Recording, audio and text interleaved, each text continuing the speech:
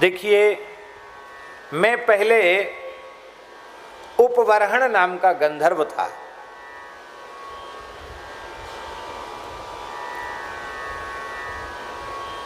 मेरा गायन बहुत उत्तम कोटि का था, बहुत अच्छा गवैया था।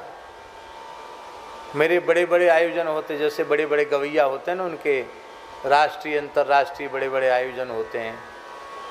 नारद जी कहते हमारे भी आयोजन होते थे, कभी स्वर्ग लोक में, कभी वरुण लोक में, कभी यम लोक में, कभी अग्नि लोक में।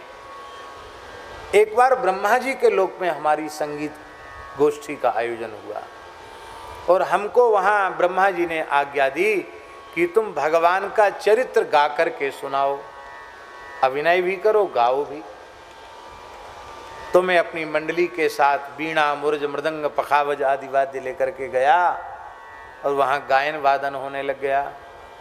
वहाँ ब्रह्मलोक की अप्सराएं, उनको देखकर मेरी वृत्ति उनकी ओर आकृष्ट हुई और मैं भगवत गुणगान करता हुआ भी अपने हाव भाव कटाक्ष से उन ब्रह्मलोक की अप्सराओं को अपनी ओर आकृष्ट करने लग गया।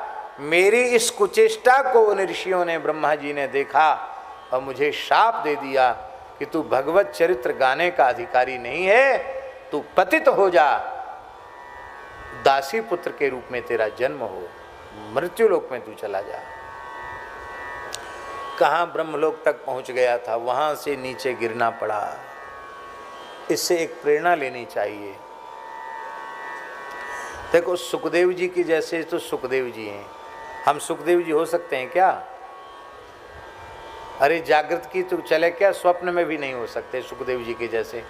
सुखदेव जी के जैसे तो सुखदेव जी हैं, पर क्या हम यह भी विचार नहीं कर सकते कि जिस आसन पर हरिगुरु संतों ने हमें बिठाया है, वो आसन किसी मनुष्य का नहीं है, वो परमहंस चक्र चूड़ामणि आचार्य महामुनीन्द्र भगवान श्री सुखदेव जी का आसन है। तो उस आसन की पावनता का स्मरण करके वैसी पावनता हम अपने आप में लाने का प्रयत्न नहीं कर सकते हैं क्या? अरे उतनी देर के लिए वह भाव अपने भीतर नहीं धारण कर सकते हैं क्या? बहुत सावधान होना है वक्ताओं को। ये कथा कहने का प्रयोजन केवल पर धन हरण और पर मन हरण है। तो पर धन पर मन हरण को बेस्या बड़ी प्रवीण। फिर व्यास में और उसमें अंतर क्या रह गया? इसलिए हमें पर धन पर मन हरण नहीं करना, हमें तो एक ही संकल्प करना है, यथा हरौ भगवती नृणाम भक्तिर भविष्यति सर्वात्मन्यखिलाधारे इति संकल्प्य वर्णय।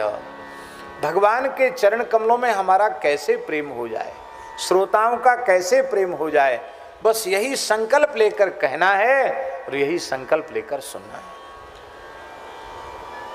कथावाचक की दृष्टि कितनी पवित्र होनी चाहिए, इस चरित्र से ज्ञात होता है।